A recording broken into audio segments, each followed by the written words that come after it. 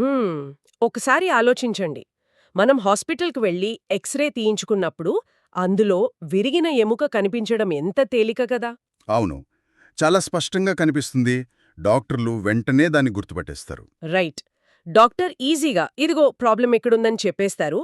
కానీ మన శరీరంలో ఉండే ఒక 30 అడుగుల పొడవైన చీకటి గొట్టంలో సమస్య వస్తే ఆ అంటే మన జీర్ణ వ్యవస్థ గురించి మాట్లాడుతున్నారు కదా? ఎగ్జాక్ట్లీ. కోటానుకోట్ల బ్యాక్టీరియా, భయంకరమైన యాసిడ్లు, అలాగే ఎలక్ట్రిక్ సిగ్నల్స్ ఇచ్చే నరాలు ఇవన్నీ ఉన్న ఒక సంక్లిష్టమైన హైవేలో ట్రాఫిక్ జామ్ అయితే దాన్ని ఎలా కనిపెడతారు? అది నిజంగా ఒక పెద్ద సవాలే.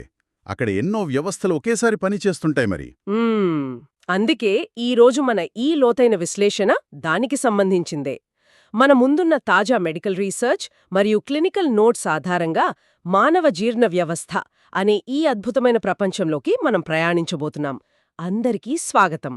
ఆ ప్రయాణం ఖచ్చితంగా అంత సులభం కాదు సుమా. ఎందుకంటే మనం తినే ఆహారం కేవలం ఒక పైపులోంచి వెళ్ళి బయటకు రావడం లేదు. ఏంటంటే అక్కడ సూక్ష్మజీవులు, మన సొంత కణాలు, నరాలు అన్నీ కలిసి ఒక మహానగరాన్ని నడుపుతున్నట్లుగా పనిచేస్తాయి. కరెక్ట్. మన మిషన్ ఏంటంటే ఈ సమన్వయం ఏమాతరం దెబ్బతిన్నా శరీరంలో ఎలాంటి పరిణామాలు జరుగుతాయో మూలాల్లోకి వెళ్లి అర్థం చేసుకోవడం. మ్మ్. ముందుగా మనం కంటికి కనిపించని ఆ సూక్ష్మ స్థాయికి వెళ్దామా? తప్పకుండా. ఎక్కడ్నించి మొదలు పెడదాం? మనందరికీ పరిచయమున్న ఒక సాధారణ సమస్య గురించడుగుతాను. చాలామందికి పాలు తాగగానే కడుపులో విపరీతమైన గడబడ మొదలవుతుంది. దాన్ని మన నోట్స్లో లాక్టోజ్ ఇంటాలరెన్స్ అని రాశారు. దీన్ని నేను ఎలా అర్థం చేసుకున్నానంటే, చెప్పండి, మీ ఉద్దేశంలో అది ఎలా జరుగుతుంది? మన ప్రేగులని ఒక హైవే అనుకుంటే అందులో లాక్టేజ్ అనే ఎంజైమ్స్ ఉంటాయి కదా, అవి టోల్ బూత్ సిబ్బంది లాంటి వాళ్ళనుకోవచ్చా? పాలు అంటే లాక్టోస్ వచ్చినప్పుడు దాన్ని ప్రాసెస్ చేసి పంపాలి.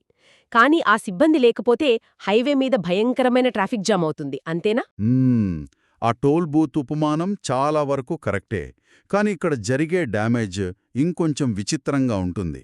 లాక్టోజ్ ఇంటాలరెన్స్లో 2 రకాలుంటాయండి. ఓహో, 2 రకాలా? అవేంటి? మొదటిది ప్రైమరీ రకం. ఇందులో ఏమవుతుందంటే హిస్టాలజీ పరంగా చూస్తే ప్రేగుల ముఖచిత్రం అంటే లోపల వాతావరణమంతా ఆరోగ్యంగానే కనిపిస్తుంది. కానీ ఆ టోల్ బూత్ సిబ్బంది అనగా లాక్టేజ్ ఎంజైమ్స్ పుట్టుకతోనే తక్కువగా ఉంటాయి. Right right. పుట్టుకతోనే వచ్చే సమస్య అనమాట. మరి రెండోది? ఆ దాన్ని సెకండరీ రకం అంటారు. ఉదాహరణకు గియార్డియాసిస్ లాంటి ఇన్ఫెక్షన్ వల్ల కానీ లేదా ఏదైనా వాపు వల్ల కానీ ఆ టోల్ బూత్లే భౌతికంగా డ్యామేజ్ అయిపోతాయి. దాన్నే బ్రష్ బార్డర్ దెబ్బతినడం అంటారు. అంటే ఇన్ఫెక్షన్ వల్ల ఆ ఎంజైమ్స్ ఉండే స్థలమే నాశనమవుతుందన్నమాట. మరి ఆ లాక్టోస్ ప్రాసెస్ అవ్వకపోతే ఏమవుతుంది? నీళ్ల విరేచనాలెందుకొస్తాయి? ఇక్కడే అసలు మెకానిజం ఉంది. ప్రాసెస్ అవ్వకుండా ఆగిపోయిన లాక్టోస్ ఒక స్పాంజ్ లాగా పనిచేస్తుంది. స్పాంజ్ లాగానా? అంటే నీటిని పీల్చుకుంటుందా? ఎగ్జాక్ట్లీ. తన చుట్టుపక్కల పైగుల గోడల నుంచి నీటిని తనవైపు లాగేసుకుంటుంది. దీన్నే మనం వైద్య పరిభాషలో ఆస్మాటిక్ ఎఫెక్ట్ అంటాం. స్టూల్ ఆస్మోలాలిటీ పెరగడం వల్ల నీళ్ల విరేచనాలొస్తాయి. అంతేకాదు అక్కడున్న సూక్ష్మజీవులు ఈ లాక్టోజ్ను పులియబెట్టి ఓ, పులియబెట్టడమంటే ఫెర్మెంటేషన్ కదా! అప్పుడు విపరీతమైన గ్యాస్ వస్తుందేమో? అవును, గ్యాస్ రిలీజ్ అవుతుంది. మ్మ్, డాక్టర్లు దీన్ని కనిపెట్టడానికి ఒక ఆసక్తికరమైన టెస్ట్ చేస్తారు. పేషెంట్ శ్వాసలో హైడ్రోజన్ స్థాయిలు ఎలా ఉన్నాయో చూస్తారు. వెయిట్, శ్వాసలో హైడ్రోజన్ చూడటమా? కడుపులో గ్యాస్ వస్తే అది బ్రీత్లో తెలుస్తుందా? అవునండి. స్టూల్ pH తగ్గడం మరియు శ్వాసలో హైడ్రోజన్ పెరగడం అనేది దీనికి స్పష్టమైన సంకేతం. వావ్! ఇదొక అద్భుతం. మరి ఇదే సూక్ష్మజీవుల వాతావరణంలో మనం బయట నుంచేసుకునే మందులు ఎలాంటి అల్లకల్లోలం సృష్టిస్తాయి? అంటే యాంటీబయాటిక్స్ ఏసుకున్నప్పుడు కూడా కడుపులో ఇబ్బంది వస్తుంటుంది కదా! యాంటీబయాటిక్స్ ప్రాణదాతలే కావచ్చు, కానీ మన జీర్ణ వ్యవస్థలో అవి ఒక పెద్ద యుద్ధాన్నే సృష్టిస్తాయి. ఏంటంటే మనం యాంటీబయాటిక్స్ వాడినప్పుడు కేవలం చెడ్డ బ్యాక్టీరియా మాత్రమే కాదు, మన పేగుల్లో ఉండే మంచి బ్యాక్టీరియా కూడా చనిపోతుంది. అంటే ఒక అందమైన తోటలో మొక్కలన్నీ పీకేస్తే ఏ పనికిరాని కలుపు మొక్కో మొత్తం తోటని ఆక్రమించుకుంటుంది చూశారా? అలాగా. పర్ఫెక్ట్గా చెప్పారు. మంచి బ్యాక్టీరియా చనిపోగానే క్లాస్ట్రిడియాయిడ్స్ డిఫిసిల్, దీన్నే సి డిఫిసిల్ అంటారు, అనే ఒక ప్రమాదకరమైన బ్యాక్టీరియా విపరీతంగా పెరిగిపోతుంది. మనకు తెలియకుండానే లోపలొక పెద్ద టర్ఫ్ వార్ జరుగుతుందనమాట. మరి ఈ కలుపు మొక్కలాంటి సి డిఫిసిల్ ఏమైనా విష పదార్థాలను వదులుతుందా? ఖచ్చితంగా ఇది టాక్సిన్ ఏ మరియు టాక్సిన్ బి అనే రెండు భయంకరమైన రసాయనాలను ఉత్పత్తి చేస్తుంది. ఆ టాక్సిన్స్ ఏం చేస్తాయి? రంగా ఉంటుందంటే కణాల శిథిలాలు, ఫైబ్రిన్, ఇన్ఫ్లమేటరీ కణాలు అన్నీ కలిసిపోయి ప్రేగుల లోపల ఒక నకిలీ పొరను ఏర్పాటు చేస్తాయి. ఒక కొత్త పొర ఏర్పడుతుందా? అప్పా అవును, దాన్నే సూడో మెంబ్రేనస్ కొలైటిస్ అంటారు. ఇది భరించలేని కడుపు నొప్పిని, డయేరియాను తెచ్చిపెడుతుంది. వినడానికే చాలా భయంగా ఉంది. అంటే రోగనిరోధక శక్తి సాధారణంగా ఉన్న మనలాంటి వాళ్లకే ఇలా ఉంటే మరి ఇమ్యూనిటీ తక్కువగా ఉన్నవాళ్ల పరిస్థితి ఏంటి? హెచ్ఐవి లాంటి జబ్బులున్నవారిలో ఈ బ్యాక్టీరియాలు ఇంకా ఎలా రెచ్చిపోతాయి? సరైన పోలీస్ ఫోర్స్ లేనప్పుడు క్రిమినల్స్ ఎలా ప్రవర్తిస్తారో ఇది అంతే. ఇమ్యూనిటీ బాగా తక్కువగా ఉన్నవాళ్లిలో, అంటే హెచ్ఐవి ఉన్నవాళ్లిలో క్రిప్టోస్పోరిడియోసిస్ అనే పరాన్నజీవి చొరబడుతుంది. క్రిప్టోస్పోరిడియోసిస్. మరి దీని మన బాడీ అడ్డుకోలేదా? రోగనిరోధక వ్యవస్థ వీక్గా ఉండటం వల్ల అది అడ్డుకోలేదు. దాంతో ఆ జీవులు పేగుల బ్రష్ బార్డర్ మీద తిష్టవేసి తీవ్రమైన డయేరియాను కలుగజేస్తాయి. దీన్ని డాక్టర్లు ఎలా గుర్తిస్తారు? మామూలు మైక్రోస్కోప్లో ఇవి సరిగ్గా కనిపించవు. యాసిడ్ ఫాస్ట్ ఓసిస్టులను గుర్తించడానికి ప్రత్యేకమైన రంగులు, అంటే బాసోఫిలిక్ జీవులను చూపే స్టెయినింగ్ వాడాల్సొస్తుంది. రైట్. సో సూక్ష్మజీవుల సమతుల్యత దెబ్బతిన్నప్పుడు పోలీస్ ఫోర్స్ లాంటి మన రోగనిరోధక వ్యవస్థ స్పందిస్తుంది. కాని నాకర్థం కానిదేంటంటే ఒక్కోసారి ఆ ప్రతిస్పందన శృతి మించి మన శరీరానికి హాని చేస్తుంది కదా? అవును, ఎగ్జాక్ట్లీ. ఇక్కడే అసలు ఆసక్తికరమైన విషయం దాగి ఉంది. మన నోట్స్లో క్రోన్స్ వ్యాధి గురించి చదివినప్పుడు నాకదే అనిపించింది. ఇదొక అడవిలో అక్కడక్కడ మంటులుతున్న కార్చిచ్ లాంటిది అనుకోరచ్చా? కార్చిచ్ అనే పదం దీనికి కరెక్ట్గా సరిపోతుంది. కానీ ఇది మామూలు కార్చిచ్ కాదు. ఏంటంటే ఒక అడవి మొత్తం వరుసగా కాలిపోవడం వేరు. కాని క్రోన్స్ వ్యాధిలో అక్కడక్కడ మంటలుంటాయా? అవును, కేవలం కొన్ని ప్రాంతాల్లో మాత్రమే తీవ్రమైన మంటను, అంటే వాపుంటుంది. మధ్యలో ఆరోగ్యకరమైన ప్రాంతాలుంటాయి. దీన్నే స్కిప్ లీజన్స్ అంటారు. జీర్ణ వ్యవస్థలో ఎక్కడైనా ఇది రావచ్చు. ఓహో, స్కిప్ లీజన్స్. మరి ఈ మంటలు పైపైనే ఉంటాయా? లోపలికి వెళ్తాయా? ఇవి చెట్ల వేర్ల వరకు చొచ్చుకుపోతాయి. అంటే వాల్ మొత్తం, ప్రేగుల లోపలి పొర నుండి బయటి పొర వరకు పూర్తి స్థాయిలో వాపు వస్తుంది. ట్రాన్స్మ్యూరల్ ఇన్ఫ్లమేషన్ అంటారు దీన్ని. వేట్, వేర్ల వరకు వెళ్తుంది అంటే ఆ పైపుకు రంధ్రాలు పడే ప్రమాదమున్నా? Wonderful point. అవును, ఆ తీవ్రమైన వాపు వల్ల ప్రేగులకు రంధ్రాలు పడి పక్కన ఉన్న అవయవాలకు కనెక్షన్స్ ఏర్పడతాయి. వాటినే ఫిస్టులాలు అంటారు. మరోవైపు ఆ వాపు తగ్గిపోయినప్పుడేమవుతుంది? అదొక పెద్ద సమస్య. వాపు వచ్చి తగ్గిపోతున్నప్పుడు అక్కడ కణజాలమంతా మచ్చలు పడిపోయి కండరాలు బిగుసుకుపోతాయి. దానివల్ల ప్రేగులు కుంచుకుపోయి స్ట్రిక్చర్లు ఏర్పడతాయి, దారులు మూసుకుపోతాయి. My God. మరి క్రోన్స్ని డాక్టర్లు ఖచ్చితంగా ఎలా నిర్ధారిస్తారు? అల్సరేటివ్ కొలైటిస్ లాంటి వేరే వ్యాధులకు దీనికి తేడా ఏంటి? ఇక్కడే మనం సెల్యులర్ లెవెల్కి వెళ్ళాలి. బయాప్సీ చేసినప్పుడు నాన్ కేషియేటింగ్ గ్రాన్యులోమాలు కనిపిస్తాయి.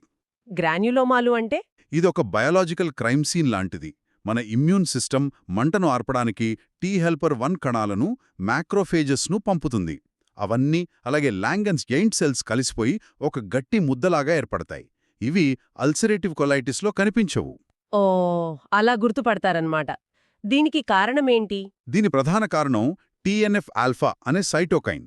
అందుకే దీన్ని కంట్రోల్ చేయడానికి ఇన్ఫ్లిక్సిమాబ్ లాంటి పవర్ఫుల్ మందులు వాడతారు. అలాగే ఇంటర్ల్యూకిన్ 10 అనే యాంటీ ఇన్ఫ్లమేటరీ సైటోకైన్ పాత్ర కూడా ఇందులో చాలా ముఖ్యం. ఇదంతా ఒకెత్తైతే నోట్స్లో నేనొక పాయింట్ దగ్గర మళ్ళీ చదవాల్సొచ్చింది. ఏంటంటే క్రోన్స్ వ్యాధి వల్ల కిడ్నీలో రాళ్లొస్తాయట. ప్రేగులకి కిడ్నీలకి సంబంధమేంటి? టెర్మినల్ ఇలియంలో పైచ్చరస ఆమ్లాలు, అంటే బైల్ యాసిడ్స్ తిరిగి శరీరంలోకి పీల్చుకోబడాలి. ఓకే. కాని క్రోన్స్ వల్ల ఆ భాగం డ్యామేజ్ అయి ఉంటుంది కాబట్టి అవి పీల్చుకోబడవు. ఆ బైల్ యాసిడ్స్ లేకపోతే మనం తిన్న ఆహారంలోని కొవ్వులు జీర్ణం కావు. కొవ్వులు జీర్ణం కాలేదు.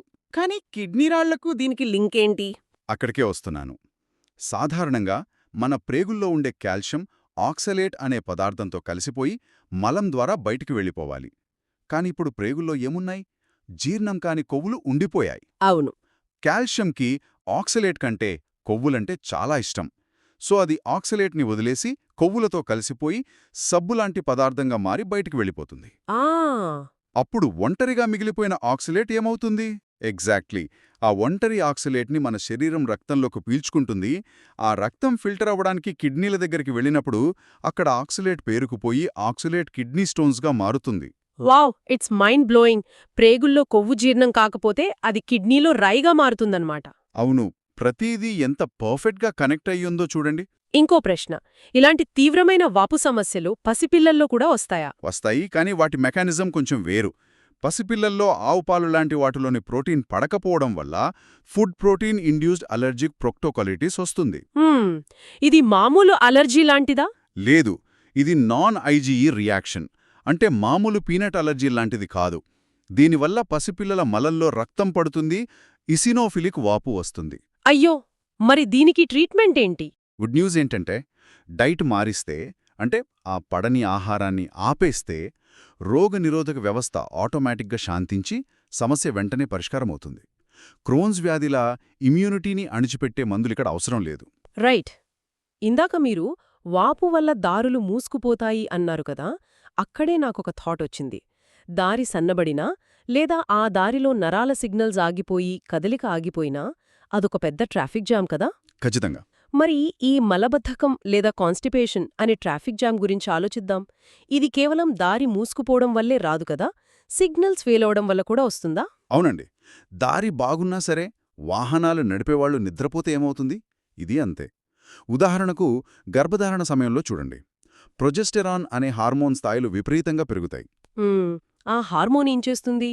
ఈ ప్రొజెస్టెరాన్ ఏం చేస్తుందంటే జీర్ణ వ్యవస్థలోని కండరాల కదలికలను బాగా నెమ్మదింపచేస్తుంది. ఓహో, అంటే రోడ్డు బాగుంబసీజ్ ఆ రోడ్డు మొత్తం బురదగా లేదా క్విక్ శాండ్ లాగా మారిపోతుందన్నమాట. అందువల్లే మలబద్ధకం వస్తుందా? సరిగ్గా చెప్పారు. అంతేకాదు, ఆ కదలికలు తగ్గడం వల్ల గాల్ బ్లాడర్లో కూడా రాళ్లు ఏర్పడతాయి. అలాగే అన్నవాహిక కండరాలు రిలాక్స్ అవ్వడం వల్ల కడుపులోని యాసిడ్ బయటి వచ్చి గ్యాస్ట్రిక్ రిఫ్లెక్స్ కూడా వస్తుంది. మన రోజువారీ మందులు కూడా ఈ కదలికలను ఆపుతాయని నోట్స్లో చదివాను. అవును, చాలా మందులు ఈ కండరాల సిగ్నలింగ్ని పాడు చేస్తాయి.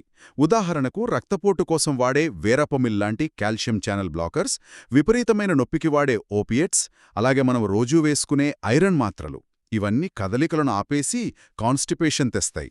వయసు పైబడిన వాళ్లల్లో ఈ సమస్య ఇంకా భిన్నంగా ఉంటుందా? అవును, వృద్ధుల్లో లేదా పార్కిన్సన్స్, ఎంఎస్ ఉన్న వాళ్లలో కండరాలు ఎలా సమన్వయంతో పనిచేయాలో మర్చిపోతాయి. మల విసర్జన సమయంలో కండరాలు రిలాక్స్ అవ్వడానికి బదులు బిగుసుకుపోతాయి. దీన్ని డిస్సినర్జిక్ డెఫికేషన్ అంటారు. ఇదంతా స్థానికంగా వచ్చే సమస్య. అసలు మన మెదడుకి వెన్నుపాముకి అనుసంధానమై ఉన్న ప్రధాన కేబుల్ కట్టయితే ఏమవుతుంది? మన సోర్సెస్లో కాడా ఈక్వినా సిండ్రోమ్ గురించి చదివాను. అది చాలా సీరియస్ కండిషన్ అండి. దీన్ని మనం విశాల దృక్పథంతో చూడాలి. మన వెన్నుపాము కింది భాగంలో S2 నుండి S4 వరకు ఉండే పెల్విక్ స్ప్లాంక్నిక్ నాడులుంటాయి.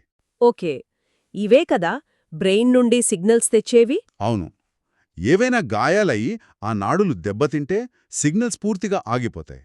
దీనివల్ల కండరాలు కదలక తీవ్రమైన మలబద్ధకం వస్తుంది. అంతేకాదు, ఇంకా ఏమవుతుంది? నడుము నొప్పి వస్తుంది. ఇంకో విచిత్రమైన లక్షణమేంటంటే, తొడల మధ్య భాగంలో మనం జీను అంటే శాడిల్ మీద కూర్చునే ప్రదేశంలో స్పర్శ పూర్తిగా పోతుంది. దీన్నే శాడల్ అనస్థీషియా అంటారు. My God! మరి డయాబెటీస్ ఉన్నవారిలో పరిస్థితి ఏమిటి? షుగర్ లెవెల్స్ కంట్రోల్ తప్పితే ఈ కేబుల్స్ ఎలా డ్యామేజ్ అవుతాయి? బ్లడ్లో షుగర్ లెవెల్స్ సంవత్సరాల తరబడి ఎక్కువగా ఉంటే ఆ తీపి రక్తమే నరాలకు ఒక రకమైన విషంగా మారుతుంది. అది సింపథెటిక్ మరియు పారాసింపథెటిక్ నాడులను తినేస్తుంది. దీన్నే డయాబెటిక్ న్యూరోపతి అంటారు. దీనివల్ల కూడా మలబద్ధకం వస్తుందా? మలబద్ధకం రావచ్చు, కానీ ముఖ్యంగా పేగుల్లో కదలికలు మారిపోయి సెక్రెటరీ డయేరియా వస్తుంది. సెక్రెటరీ డయేరియా అంటే లోపల స్రావాలు అదుపు లేకుండా పెరిగిపోతాయి. పేషెంట్ ఏమీ తినకుండా ఉపవాసమున్నా సరే నీళ్ల విరేచనాలు ఆగవు. అబ్బా, ఇది వింటుంటే ఈ వ్యవస్థ ఎంత సెన్సిటివ్గా ఉందో అర్థమవుతోంది. సరే, ట్రాఫిక్ జామ్ అయిందనుకుందాం. దాన్ని క్లియర్ చేయడానికి వాడే మందుల గురించి కూడా మన ఆధారాల్లో ఉంది కదా. ఆ లాక్సేటివ్స్ ఎలా పనిచేస్తాయి? ఒక్కో మందుది ఒక్కో స్టైల్ అండి. ఉదాహరణకు బిసాకోడిల్ తీసుకోండి. ఇది ఒక ఎలక్ట్రిక్ షాక్ లాంటిది. పెద్ద ప్రేగులోని మయంట్రిక్ ప్లెక్సస్ అనే నాడీ వ్యవస్థను ఇది నేరుగా ప్రేరేపించి నిద్రపోతున్న కండరాలను లేపుతుంది. ఓకే, ఇంకో రకం మందులు నీటిని లాగుతాయని చదివాను. అవును, పాలిథిలీన్ గ్లైకాల్ అనగా పీఈజీ మరియు మెగ్నీషియం హైడ్రాక్సైడ్ లాంటివి ఆస్మోటిక్ లాక్సేటివ్స్. ఇందాక లాక్టోస్ నీటిని లాగుతుంది అని చెప్పుకున్నాం కదా, ఇవి కూడా అలాగే ప్రేగుల్లోకి నీటిని లాగి మలాన్ని సాఫ్ట్ చేస్తాయి. హ్మ్. ఇక్కడ డయేరియాను కంట్రోల్ చేయడానికి వాడే ఒక ఆసక్తికరమైన మందు గురించి అడగాలి. డిఫెనాక్సిలేట్.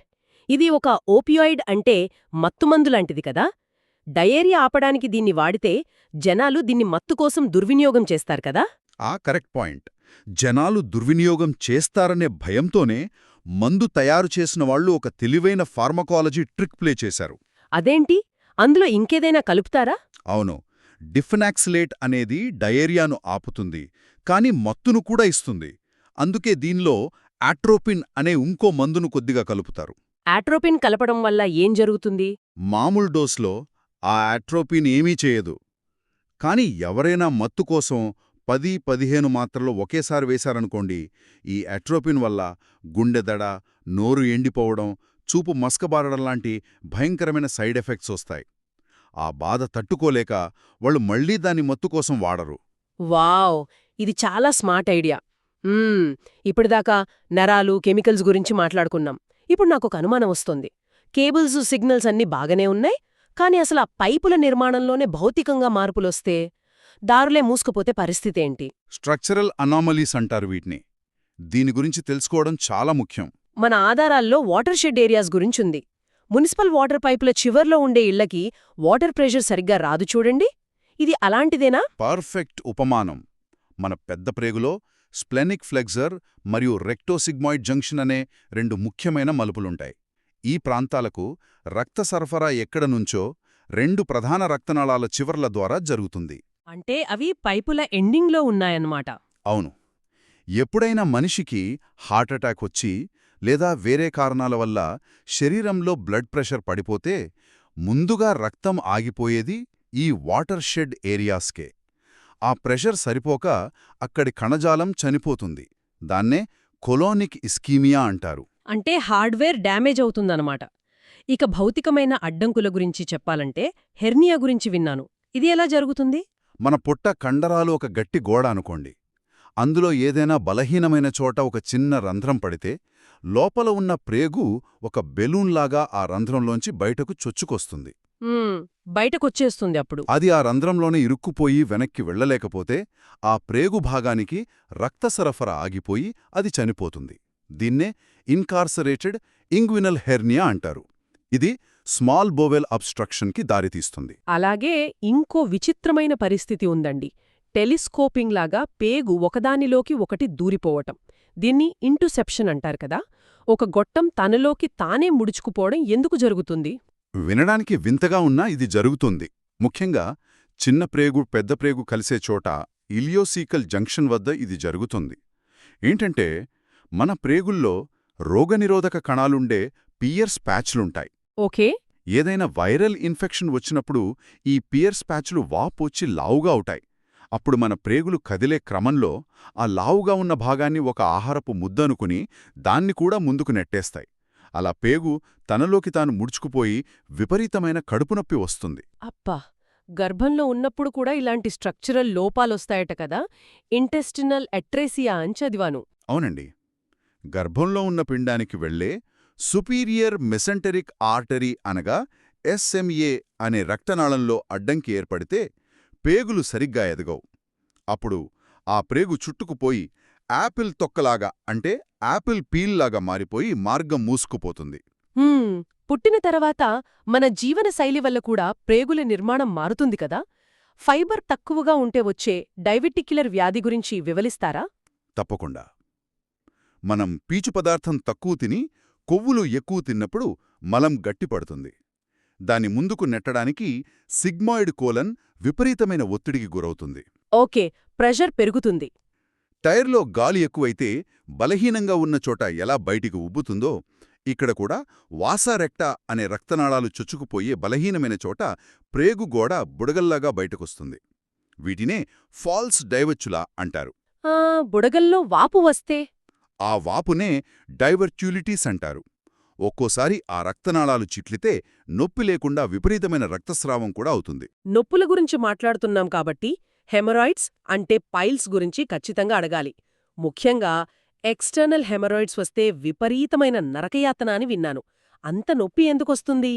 దీనికి కారణం మన శరీర నిర్మాణంలో ఉన్న ఒక అద్భుతమైన బార్డర్ లైన్. బార్డర్ లైనా? అవును, మలద్వారం లోపల డెంటేట్ లైన్ అని ఒక గీత ఉంటుంది. ఆ గీత పైన నొప్పిని గ్రహించే నరాలు అంత పదునుగా ఉండవు.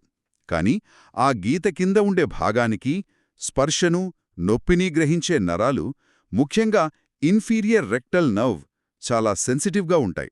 పైగా ఇది స్క్వామస్ ఎపిథీలియంతో కప్పబడి ఉంటుంది. ఓహో! ఎక్స్టర్నల్ హెమరాయిడ్స్ ఆ గీత కిందనే ఏర్పడతాయా? అవునండి, అందుకే వాటికి ఏ చిన్న స్పర్శ తగిలినా ప్రాణం పోయినంత నొప్పి వస్తుంది. రైట్. ఇంకొకటి, హెచ్ పైలోరీ అనే బ్యాక్టీరియా మనకు అల్సర్లు తెప్పిస్తుంది అని తెలుసు. కానీ అది మన ప్రేగుల నిర్మాణాన్ని కూడా మార్చేస్తుందట కదా? ఖచ్చితంగా. హెచ్ పైలోరీ పొట్టలో చేరినప్పుడు దాన్ని చంపడానికి శరీరం విపరీతమైన గ్యాస్ట్రిక్ యాసిడ్ని ఉత్పత్తి చేస్తోంది. ఆ తీవ్రమైన యాసిడ్ చిన్న ప్రేగులోకి వచ్చినప్పుడు అక్కడున్న కణాలను కాపాడటానికి బ్రన్నర్ గ్లాండ్స్ని ఉంటాయి డియోడినంలో. ఆ బ్రన్నర్ గ్లాండ్స్ ఏం చేస్తాయి? అవి బైకార్బనేట్ను రిలీజ్ చేసి ఆ యాసిడ్ని చల్లారుస్తాయి. కానీ రోజూ అంత యాసిడ్ వస్తుంటే ఆ గ్లాండ్స్కు విపరీతమైన పనిభారం పడిపోతుంది కదా? దానిని తట్టుకోవటానికి అవి తమ కణాల సంఖ్యను పెంచుకుని లావుగా తయారవుతాయి. దాన్నే హైపర్ప్లాసియా అంటారు. బ్యాక్టీరియా వల్ల మన గ్రంథుల నిర్మాణం ఎలా మారిపోతుందో చూసారా? అమేజింగ్! ఇప్పటివరకు మనం బయట కనిపించే బుడగలు, అడ్డంకులు, వాపులు గురించి చూశాం. ఇప్పుడు కణాల లోపలికి, అంటే సెల్యులార్ లెవెల్కి వెళ్దాం.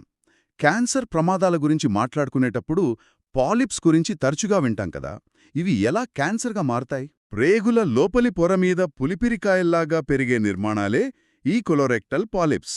ముఖ్యంగా అడెనోమాటిస్ మరియు సెస్సైల్ సెర్రేటెడ్ అనే రకాలు క్యాన్సర్గా మారే అవకాశం ఎక్కువ. వీటిలో సైజును బట్టి రిస్క్ ఉంటుందా? అవును, పాలిప్ సైజు ఎంత పెరిగితే క్యాన్సర్ వచ్చే రిస్క్ అంత పెరుగుతుంది.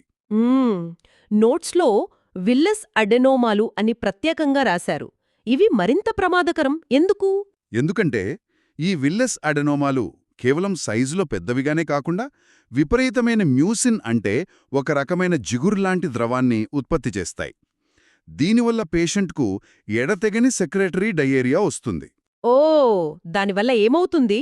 ఆ మ్యూసిన్ ద్వారా శరీరం నుంచి ప్రోటీన్లు, ముఖ్యంగా పొటాషియం బాగా బయటకు వెళ్ళిపోతాయి. పొటాషియం స్థాయిలు పడిపోతే, అంటే హైపోకాలేమియా వస్తే, అది గుండె సంబంధిత సమస్యలకు దారితీస్తుంది. కాబట్టి ఇవి క్యాన్సర్ రిస్క్ను పెంచుతూనే మినరల్స్ను కూడా లాగేసుకుంటాయి. ఇది చాలా సీరియస్ విషయమే. ఇక చివరిగా మన జన్యువుల పాత్ర గురించి మాట్లాడాలి. లించ్ సిండ్రోమ్ గురించి చదివినప్పుడు నాకొక ఐడియా వచ్చింది. మనం మొబైల్లో వేగంగా టైప్ చేస్తున్నప్పుడు తప్పులొస్తే ఆటోకరెక్ట్ లేదా స్పెల్ చెక్కర్ ఉంటుంది కదా? మన డిఎన్ఏలో కూడా అలాంటి స్పెల్ చెక్కర్ ఉంటుందా? వండర్ఫుల్ ఐడియా అండి ఇది. ఖచ్చితంగా మన డిఎన్ఏకి కూడా ఒక స్పెల్ చెక్కర్ ఉంటుంది. దాన్నే మిస్ మ్యాచ్ రిపేర్ సిస్టమ్ అంటారు. మన కణాలు విభజన చెందుతున్నప్పుడు ఏవైనా టైపోస్, అంటే మ్యుటేషన్స్ వస్తే ఈ సిస్టమ్ వాటిని సరిచేసి మనం క్యాన్సర్ బారిన పడకుండా కాపాడుతూ ఉంటుంది. ఓకే, మరి లించ్ సిండ్రోమ్ ఉన్నవారికేమవుతుంది? ఇదొక ఆటోసోమల్ డామినెంట్ వ్యాధి. ఇందులో MSH2 మరియు MLH1, వీటిని మటెస్, మట్-ఎల్ జీన్స్ అంటారు. ఈ ప్రధాన జీన్స్లో పుట్టుకతోనే లోపాలుంటాయి. అంటే ఆ డిఎన్ఏ స్పెల్ చెక్కర్ పర్మనెంట్గా ఫెయిల్ అవుతుందన్నమాట. అంటే స్పెల్ చెక్కర్ లేనప్పుడు ఏ చిన్న టైపింగ్ మిస్టేక్ జరిగినా అది డాక్యుమెంట్లో అలాగే ఉండిపోతుంది. అంటే మన కణాల్లో ఆ మ్యూటేషన్స్ అలాగే పెరిగిపోయి క్యాన్సర్గా మారతాయన్నమాట. ఎగ్జాక్ట్లీ. ఈ మిస్ మ్యాచ్ రిపేర్ వ్యవస్థ విఫలమవడం వల్లే చిన్న వయసులోనే కొలోరెక్టల్ క్యాన్సర్లొచ్చే ప్రమాదం విపరీతంగా పెరుగుతుంది. ఇది ఒక ముఖ్యమైన ప్రశ్నను లేవనెత్తుతుంది. మన జీర్ణ వ్యవస్థ ఆరోగ్యం అనేది కేవలం మనం తినే తిండి మీదే కాకుండా జన్యువుల పనితీరు మీద కూడా ఆధారపడుంటుంది అని. Wow, amazing! ఈ సుదీర్ఘమైన లోతైన విశ్లేషణ ద్వారా ఒక విషయం స్పష్టంగా అర్థమైంది. మన జీర్ణ వ్యవస్థ అనేది ఆహారాన్ని అరిగించే ఒక సాధారణ గొట్టం ఎంతమాత్రం కాదు. అదొక సున్నితమైన వాతావరణం. అవును, అక్కడ సూక్ష్మజీవుల టార్ఫార్స్ జరుగుతాయి, మంటలు వ్యాపిస్తాయి, హార్మోన్ల వల్ల ట్రాఫిక్ జామ్స్ అవుతాయి. రైట్, ఎలక్ట్రిక్ సిగ్నల్స్ కట్ అవుతాయి. ఇంకా మన సొంత డిఎన్ఏ స్పెల్ చెక్కర్ల మీద కూడా ఆధారపడి అది నడుస్తుంది. పాలు పడని పసిపిల్లల అలర్జీ దగ్గర్నుంచి కోడా ఈక్వెనా వల్ల వచ్చే పక్షవాతం వరకు, యాంటీబయాటిక్స్తో మనం చేసే పొరపాట్ల నుండి, జన్యువుల్లో జరిగే లోపాల వరకు అన్నీ ఒకదాంతో ఒకటి ఎంత బలంగా ముడిపడి ఉన్నాయో మనం చూశాం. మన మూలాల్లో ఉన్న ప్రతి చిన్న అంశాన్ని విజయవంతంగా అన్వేషించామనుకుంటున్నాను. ఖచ్చితంగా. ఇదంతా విన్న తర్వాత నాకొక ప్రకోపభరితమైన ఆలోచన వస్తోంది. దాన్ని శ్రోతలకు వదిలేస్తాను. మన జీర్ణ వ్యవస్థ అనేది కోటానుకోట్ల బ్యాక్టీరియా, ఖచ్చితమైన నాడీ సంకేతాలు మరియు DNA రిపేర్ పైన ఆధారపడి ఉంటే, భవిష్యత్తులో బ్రెయిన్కి లేదా శరీరంలోని వేరే ఇతర భాగాలకు వచ్చే భయంకరమైన జబ్బుల్ని సైతం కేవలం మన పేగుల్లోని వాతావరణాన్ని మార్చడం ద్వారానో లేదా ఇక్కడి నరాలను కంట్రోల్ చేయడం ద్వారానో నయం చేసే రోజు వస్తుందంటారా? ఆలోచించండి. మూలాల్లో ఉన్న రహస్యాలను ఇలాగే అన్వేషిస్తూ ఉందాం. మరో ఆసక్తికరమైన అంశంతో మళ్ళీ కలుద్దాం.